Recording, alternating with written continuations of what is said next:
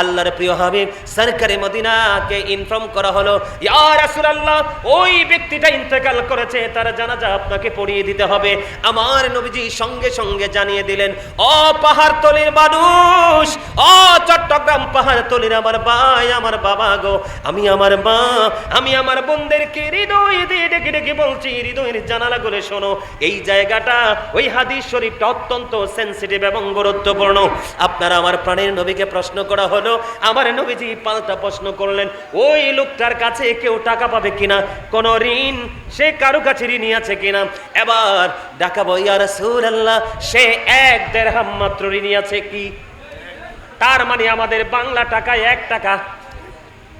কয় টাকা? আমি আমাদের দেশেরটা দিয়ে বুঝাচ্ছি, কয় টাকা?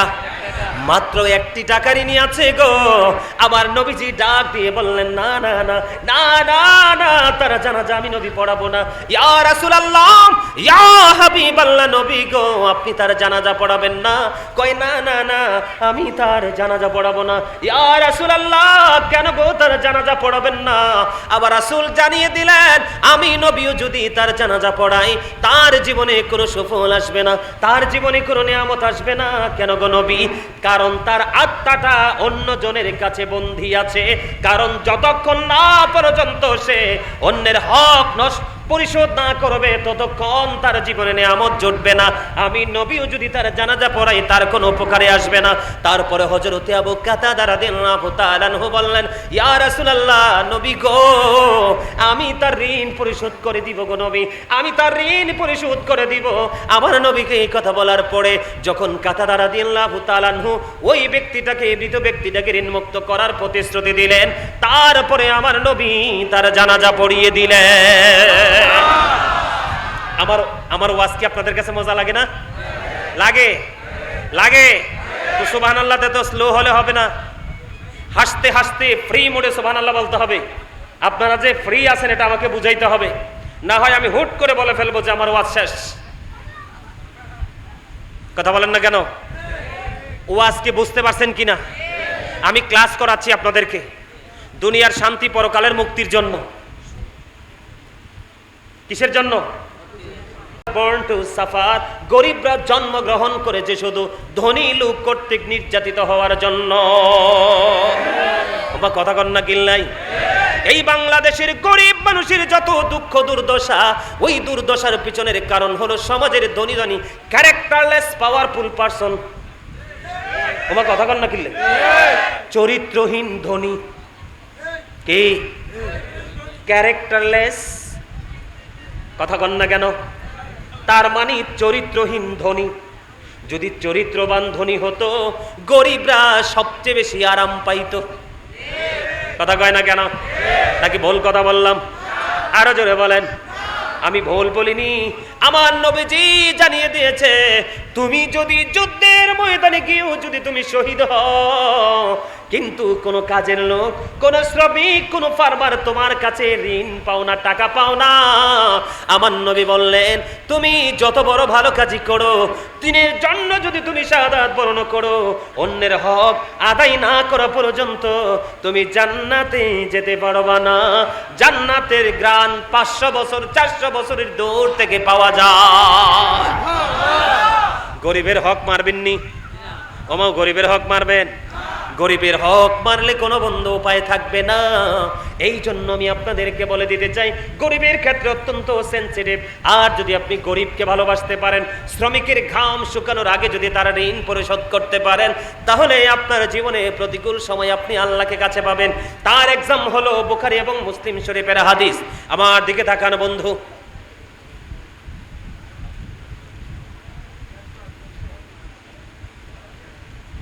এই কালামিয়া,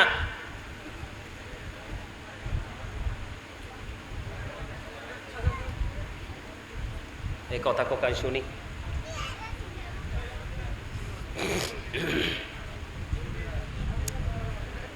অত্যন্ত গুরুত্বপূর্ণ হাদিস, আপনারা মনটা দিয়ে শুনবেন।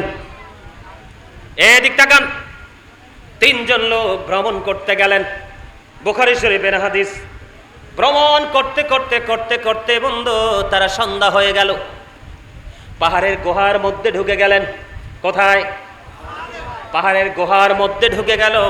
পাহাড়ের গুহার মধ্যে ঢুকতে দেরি ওই পাহাড়ের চূড়া থেকে বিশাল বড় এক পাথর বন্ধু ধসে পড়েছে তাদের প্রবেশ মুখে। মানে যেই জায়গা দিয়ে গুহার মধ্যে ঢুকেছে ওই দরজা বরাবর বিশাল পাথর।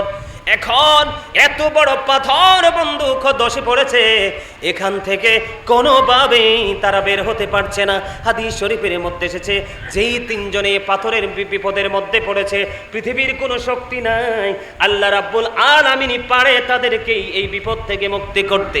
এবার তিনজন ভিতরে বসে বসে চিন্তা করলেন কি করা যায়, এখন কি করব, এখন আমাদের কি করা উচিত। পৃথিবীর কোনো মানুষও তো জানে না এই গভীর পাহাড়ের ভিতরে আমরা বিপদগ্রস্ত হয়ে আছি, একমাত্র এই বিপদের খবর জানে আমার আল্লাহ। এখন তিনজন লোক, কয়জন? তিনজন লোক। বন্ধু তারা তিনজন মিলে পরামর্শ করলো, তারা তিনজন মিলে বুদ্ধি করলো আমরা তো তিনজন মানুষ, আমরা তিনজন মানুষ একটা বুদ্ধি করতে পারি। আমাদের জীবনের স্পেশাল আমল, কিসের আমল?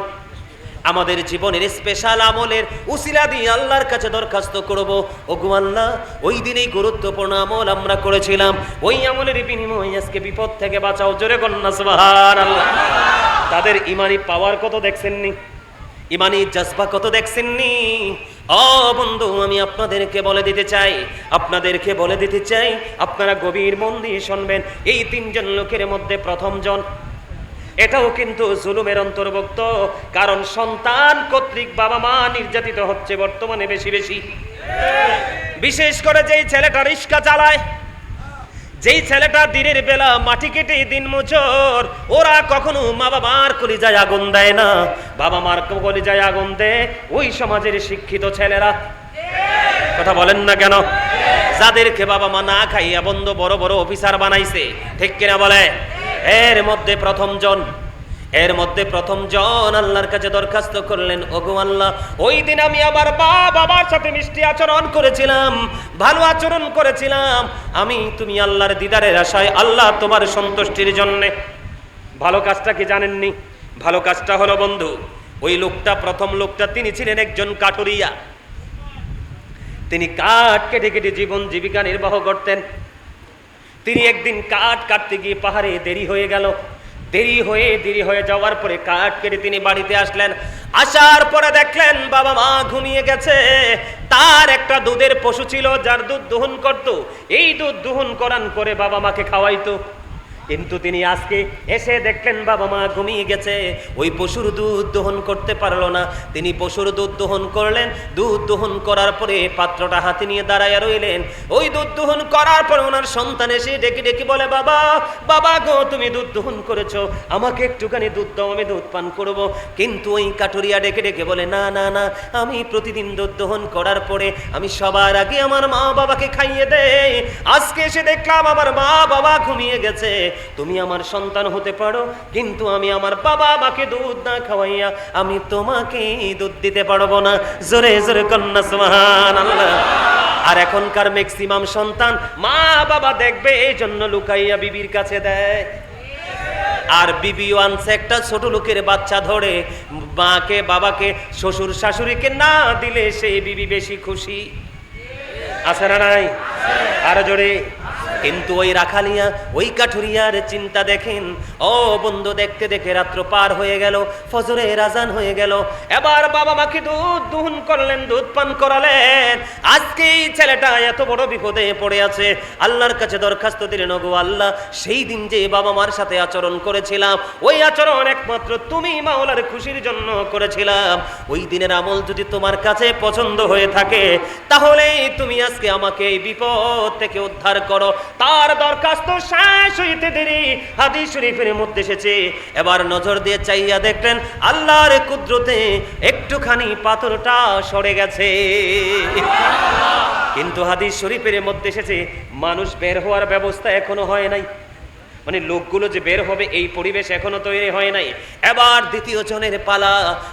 বন্ধু আমি আপনাদেরকে আজকে বলে রাখি, পৃথিবীতে যখন যে জায়গাগুলো আল্লাহর গজব যখন আসবে, পৃথিবীতে সবার আগে বন্ধু শহরগুলো ধ্বংস হবে। কি আগে ধ্বংস হবে? শহরগুলো আগে ধ্বংস হবে। আমি আপনাদেরকে বলি, শহরের মধ্যে বাবা মাকে বাসা থেকে বের করে দেয় ম্যাক্সিমাম সন্তান। আমার কথা একমত হবেন কিনা জানি না, তবে চিরন্তন সত্য। আপনি দেখেন শহরের মধ্যে বন্ধু অন্ধকারাচ্ছন্ন পরিবেশ, অলিগলিতে ভরা, ওই শহরের মধ্যেই বন্ধু সাধারণ কোন মানুষকে দূর থেকে এসে হত্যা করে চলে যায়, আছে না নাই? অনেক বেওয়ারিশ লাশ পাওয়া যায় কি যায় না?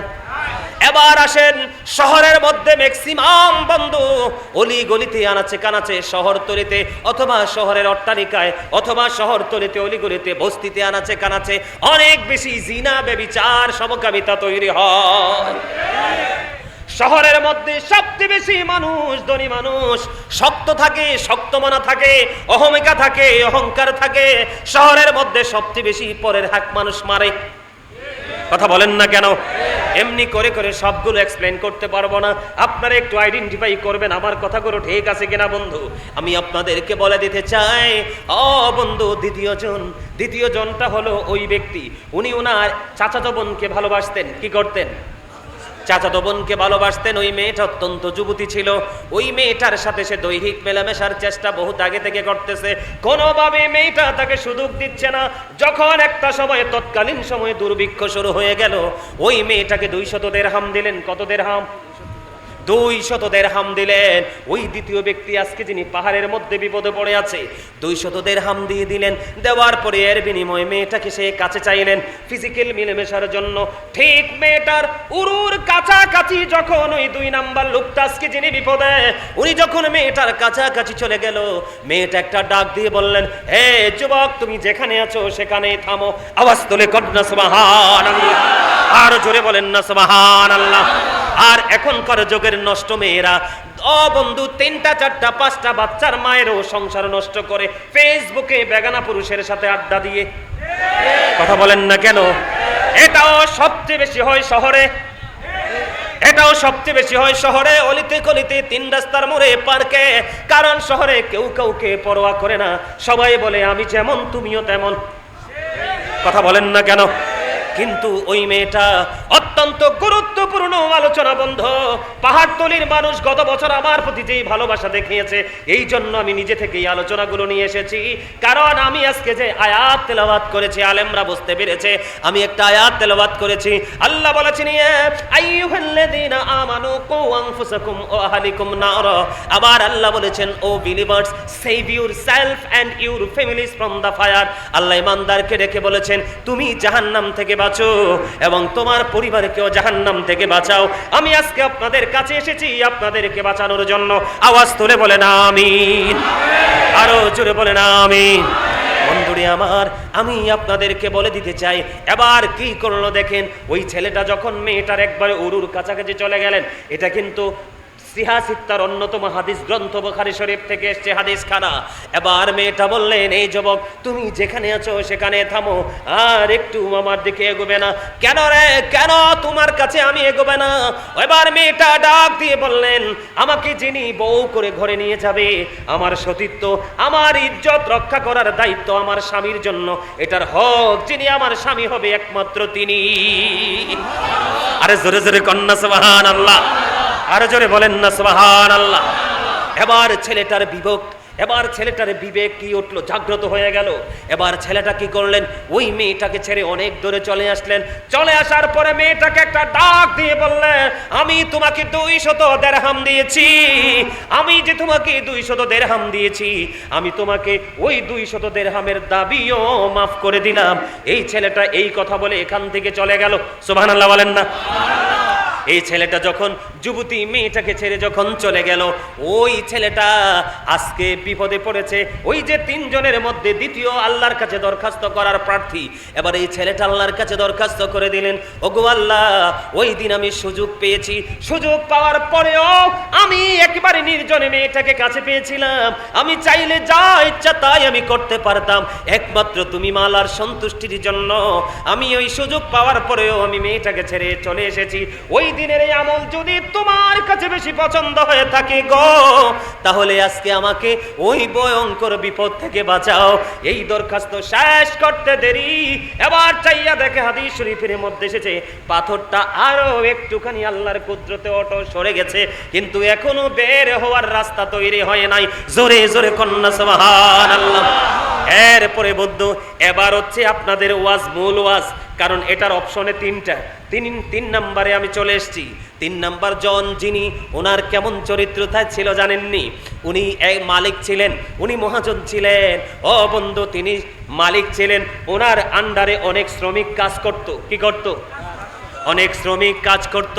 অনেক শ্রমিক কাজ করতে গিয়ে একদিন একজন শ্রমিক তার বেতন না নিয়ে চলে গেল এখান থেকে। আজকে ওই পাহাড়তলির সমস্ত ব্যবসায়ী, এই পাহাড়তলির সমস্ত মানুষের জন্য এইটুকুই যথেষ্ট, আর বেশি ওয়াজের প্রয়োজন নেই। ওই তৃতীয় ব্যক্তি, তিনার চরিত্রটা কেমন ছিলেন? তিনি ছিলেন এক সময়ের বড় মহাজন। ও বন্ধু, ওনার আন্ডারে অনেক শ্রমিক কাজ করত। একটা সময় একজন শ্রমিক বেতন না নিয়ে চলে গেল। বেতনটা যখন না নিয়ে চলে গেল, তখন ওই মহাজন কি করলেন? আহারে, আমি এখন কি করব? তুমি তো আমার কাছে টাকা পাও না, আমি তো তোমার কাছে ঋণী হয়ে রইলাম, তোমাকে আমি কোথায় খুঁজে পাবো? তুমি না জানি কোন অজানা গন্তব্যে হারিয়ে গেছো। আমি কি করব? মালিকের কাছে জবাব দিব। কেমন মালিক দেখেন, কেমন মালিক, কেমন মহাজন। তিনি কি করলেন? ওই যে শ্রমিকের টাকাটা, ওই টাকাটা দিয়ে তিনি পশু কিনলেন। কি কিনলেন? পশু কিনলেন। বন্ধুরে আমার, এই পশু বড় হলো, ছোট্ট পশুটা বড় হতে থাকলো। একদিন এটা মা হয়ে গেল। মা হওয়ার পরে বাচ্চা দিল। ওই বাচ্চাটা আবার মা হলো, আবার মা বাচ্চা দিল। এমনি করে করে মা, বাবা, দাদা, দাদি, নাতি, পতি, এরম করতে করতে করতে করতে অনেক সময় পরে ওই শ্রমিক একদিন হঠাৎ করে মালিকের কাছে চলে আসলো। মালিকের কাছে এসে ডেকে ডেকে বলছে, মালিক, আপনার মনে পড়ে কি? আমি তো আপনার কাছে একটু পারিশ্রমিক পাবো, আমি আপনার কাছে একটু বেতন পাওনা আছি, আমার বেতনটা দয়া করে দিবেন কি? এবার ওই মালিক একটা মাঠের দিকে দেখিয়ে দিলেন। ওই যে মাঠের দিকে তাকাও, ওই মাঠের দিকে তাকিয়ে দেখো, মাঠে অনেক সুন্দর সুন্দর পশু, বকরি, বেড়া, দুম্বা এরা বিচরণ করতেছে আর মনের আনন্দে ঘাস খাচ্ছে। এই সবগুলো তোমার, এই সবগুলো তোমার, সবগুলো তুমি নিয়ে যাও। এবার ওই শ্রমিক প্রশ্ন করলো, মালিক, আপনি কি আমার সাথে দুষ্টুমি করছেন? না না না, যেদিন তুমি আমার কাছে পারিশ্রমিকটা রেখে গিয়েছিলে, ঠিক সেই দিনই আমি তোমার এই পারিশ্রমিকটা ইনভেস্ট করেছি। আজকের দিন পর্যন্ত এগুলো বেড়ে বেড়ে এই পর্যন্ত এসেছে, এগুলো সবগুলো তোমার, তুমি নিয়ে যাও। আওয়াজ তুলে বলেন না সুবহানাল্লাহ, আরো জোরে বলেন না সুবহানাল্লাহ। এটা তো আপনারা ইতিপূর্বে আর শুনছেন নি, হাদিস শরীফটা আপনারা শুনছেন নি? আমরা বলেন, শুনছেন? যারা শুনছেন তাদের কাছে আরো ডাবল মজা লাগছে, আর যারা ফার্স্ট শুনেছেন তাদের কাছে অসম্ভব মজা লেগেছে। আর আমি তো যখন কিতাব নিয়ে বসি এগুলো চর্চা করতে থাকি, আমি যতই বলি ততই আমার কাছে প্রেমময় মনে হয়। জোরে জোরে কন্যা সুবহানাল্লাহ। কারণ এগুলো যখন পড়তে থাকি, জানতে থাকি, জানাতে থাকি, তখন আমি আমার চরিত্রটাকেও শোধরানোর চেষ্টা করি। সুবহানাল্লাহ বলেন না? এখন এই ব্যক্তিটা হলো তৃতীয় ব্যক্তি, আজকের বিপদগ্রস্ত। এখন ওই ব্যক্তিটা আল্লাহকে ডাক দিয়ে বললেন, ওগো মনিব, তুমি ছাড়া তো এই বিপদের খবর পৃথিবীর কেউ জানে না। মালিক, আজকে এত বড় বিপদে পড়েছি। ওই দিন আমি এই কাজ করেছিলাম একমাত্র তুমি মাওলার সন্তুষ্টির জন্য, তোমাকে রাজি করার জন্য, তোমাকে খুশি করার জন্য। আমার ওই দিনের আচরণ যদি তোমার পছন্দ হয়ে থাকে, আমার ওই দিনের ব্যবহার যদি তুমি সন্তুষ্ট হয়ে থাকো, আল্লাহ আজকের বিপদ থেকে আমাদেরকে বাঁচাও। ওই তৃতীয় ব্যক্তি যিনি ওই গরিবের হক ফিরিয়ে দিয়েছেন, ওই যে কাজের লোকের বেতন ফিরিয়ে দিয়েছেন, শ্রমিকের শ্রম তিনি ফিরিয়ে দিয়েছেন, এই কারণে আল্লাহ রাব্বুল আলামিন ওই ব্যক্তির দরখাস্ত এমন ভাবে কবুল করলো, সঙ্গে সঙ্গে পুরো পাথরটা সীমানা ছেড়ে চলে গেল আল্লাহর কুদরতে। 3 জন মানুষ নির্দ্বিধায় এখান থেকে বের হয়ে এসেছে। কি বুঝলেন? আজকে থেকে আর গরিবের হক মারবেন? এই দোকানদাররা ওজনে কম দিবেন? আল্লাহর হাবিব বলছেন, তোমরা যদি আমার সত্যিকারের উম্মত হয়ে থাকো, তাহলে তোমরা দোষ ত্রুটি দেখাইয়া বেচবা। কি? আর যদি দোষ ত্রুটি গোপন রেখে বিক্রি করো, তাহলে এখান থেকে তোমাদের বরকত সব আল্লাহ রাব্বুল আলামিন উঠিয়ে নিয়ে যাবে, তোমরা এখান থেকে কোনো বেনিফিশিয়ারি হতে পারবে না। কি বুঝলেন? এবার হাসরের মাঠে একটুখানি যাবেননি আমার সঙ্গে? একটুখানি হাসরের মাঠের দিকে যাইতে হবে বন্ধু, গভীরভাবে খেয়াল করেন। এই যে একটু আগে বলেছিলাম যে অনেক নামাজি, অনেক বড় হাজি, অনেক বড় দানবীর কাল হাসরের ময়দানে একেবারে মিসকিন হয়ে যাবে। এই মানুষটা কে কেন হবে জানেননি? এই মানুষটা হলো এই দুনিয়ার বুকে নামাজ পড়েছে, দান সদকাও করেছে, হজও করেছে, কিন্তু শ্রমিকের হক মেরে। আমাদের বাংলাদেশের ইন্টারন্যাশনাল যে টিভিগুলো সংবাদে কি দেখেন নাই? যে ক্ষমতা পাইছে সেই গরিবের রক্ত চুইসা নিছে। আছে না নাই? এখনো আছে না নাই? আরো জোরে বলেন। বিশেষ করে আমি আপনাদেরকে বলে দেই, আদম ব্যবসা যারা করে, বিদেশে যারা লোক পাঠায়, তারা বন্ধু এই মানুষগুলো যারা শ্রমিকরা কাজ করতে যায়, তাদের হাসর কোথায় হবে আমি জানি না। এই বাংলাদেশে বন্ধু অনেক লোক আছে, আলেম ওলামা মুআল্লিম যারা হাজি মানুষকে হজ করাইতে নে, তারা পর্যন্ত মানুষকে নিয়ে কষ্ট দেয়। আমি আপনাদেরকে বলি বন্ধুরে আমার, বিশেষ করে বিদেশে যারা লোক পাঠায়, ম্যাক্সিমাম আদম ব্যবসায়িকরা কি করে জানেননি? একটা কোম্পানির কাছে লোকটাকে বিক্রি করে দেয়। কি করে দেয়? কোম্পানির সাথে একটা এগ্রিমেন্ট হয়। কি হয়? যে আমি লোক এনে দিব, তুমি বেতন ধরবা তার 50,000 কত হাজার বেতন কিন্তু আমাকে দিতে হবে। বেতন 50,000 দিবে, যিনি আদম ব্যবসায়িক তার কাছে রেখে দেবে 30,000, আর যিনি কাজ করতেছে তাকে দিবে 20,000। সত্যিকার অর্থে হকের মালিককে বলেন না, যিনি কাজ করছে সে না? আরো জোরে বলেন। আমাদের দেশের সমস্যার শেষ নাই। বিশেষ করে রমজান মাস আসলে অনেক হাফেজ সাহেবদেরকে নিয়ে মসজিদ কমিটি ব্যবসা করে। আমার কথা কয় না কিল্লাই? আরো জোরে, আরো জোরে। আজকে কয়েক বছর যাবত এই যে হাফেজ সাহেব তারাবি পড়ায়, কষ্ট কিনা? ওমা কথা কন না কিল্লায়? বাবারে বাবা, কোরআন তেলাওয়াত যখন শুরু করে তার সিনাটা শুকাই আসে। কথা কন না কেন? কিন্তু 2-3 মিলে ওই হাফেজ সাহেবকে নিয়োগ দেয়। ও বন্ধু, মসজিদ কমিটি সবাই মিলে দিয়েছে 1 লক্ষ টাকা, হাফেজ সাহেব পাইছে মাত্র 40,000, বাকি 60,000 মেরে দিয়েছে অনেক মসজিদ কমিটি। কথা বলেন না কেন? আছে না নাই? এমনি করে করে প্রত্যেকটা সেক্টর আপনারা খুঁজে খুঁজে দেখবেন, নিম্ন শ্রেণীর মানুষগুলো যেই যেই সেক্টরের পাওয়ারফুল পারসন আছে তাদের দ্বারা নির্যাতিত, নিষ্পেষিত। আরো জোরে বলেন। এগুলো করা যাবে না, পরের হক মারা যাবে না, তার নাম দিয়ে আপনি সুযোগ আপনি নিতে পারবেন না। সুযোগ নিতে হলে তাকে বুঝিয়ে তারকে মত করে নিতে হবে। ঠিক কিনা বলেন? সবচেয়ে বড় কথা হলো বন্ধু, আপনি যে হক মারছেন, গরিবের হক মারছেন, এখন হাসরের ময়দানে আপনাকে তো তার হক পরিশোধ করতে হবে। ওখানে সোনা গয়না বাড়ি গাড়ি দ্বন্দ্ব দৌলত কোনোটাই কাজে লাগবে না। আপনি তার ঋণ পরিশোধ করতে হলে আপনার জীবনে যেই পরিমাণ নেক দিলে ঋণ পরিশোধ হবে, ওই পরিমাণ ঋণ নেক আপনাকে দিতে হবে। এখন আপনি মনে করবেন আমল নামা খুঁজে দেখা গেল আপনার আমল নামার মধ্যে ঋণ পরিশোধ করার মতো কোনো নেক নাই, আমল নাই। এখন আপনি কি করবেন? আল্লাহর হাবিব বলে দিয়েছে রে, এখন তোমার করণীয় হলো ওই তাকে যেহেতু নেক দিয়ে তুমি ঋণ পরিশোধ করতে পারছো না, তুমি তার কাছ থেকে সেই পরিমাণ পাপ নিয়ে আসো।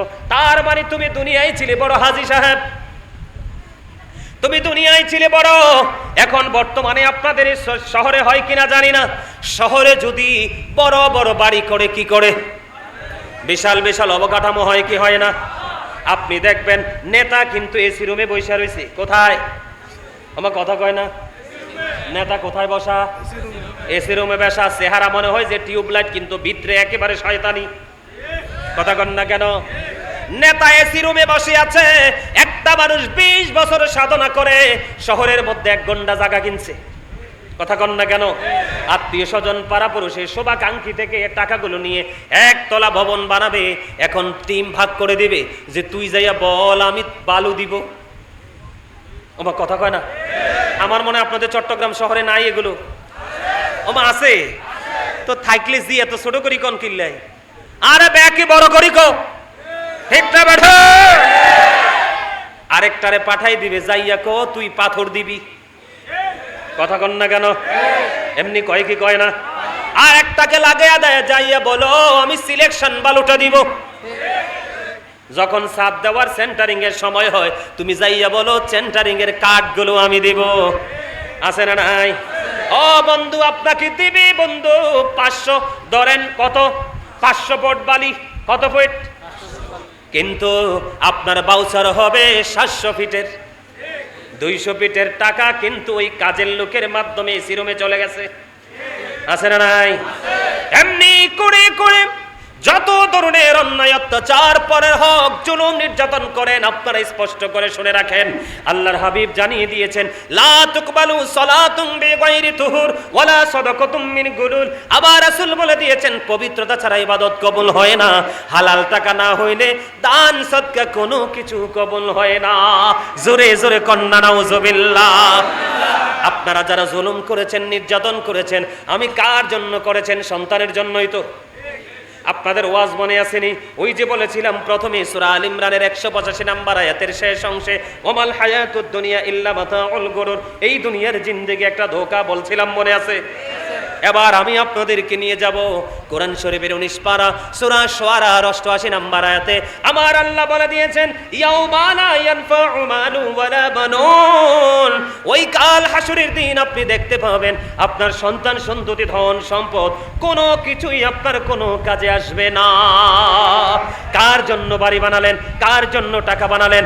আমি আজকে আপনাদেরকে বলে যাই বন্ধু, আপনার বিবি, বাল বাচ্চা, সন্তান সন্ততি, এই আর এই পাহাড়তলিতে সুদের টাকা আছে না নাই?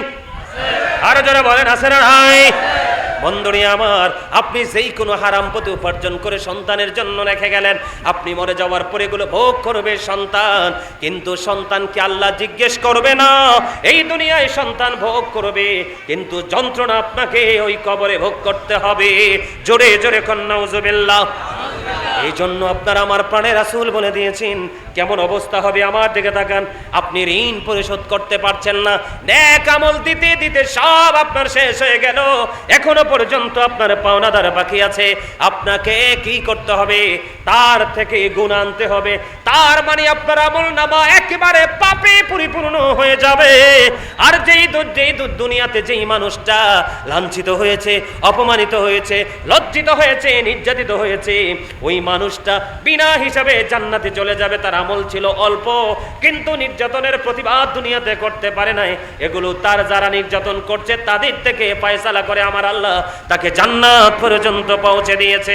জোরে জোরে কন্না নাউজুবিল্লাহ। আরো জোরে বলেন নাউজুবিল্লাহ।